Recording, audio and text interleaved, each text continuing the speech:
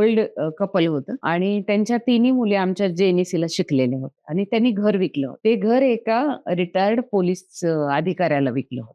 अच्छा. आणि त्यांनी नाही त्याला नव्हतं विकलं. तो तिथे भाड्याने राहत होता, त्या आजी-आजोबांकडे. हं. आणि ते घर दुसऱ्या एका महिलेला विकलं होतं. तर ती महिला मला भेटली आणि ती म्हणाली, की "मॅडम घर विकलंय त्यांनी आम्हाला, पण ते घराचा ताबा काही सोडायला तयार नाही." ते पोलीस अधिकारी. आणि त्याच्यानंतर काय झालं, की त्या दोघा नवरा-बायकोंना जे की ओल्ड होते, त्यांना त्या अधिकाऱ्यांनी बाहेरून कुलूप लावलं आणि घरात कोंडून टाकलं.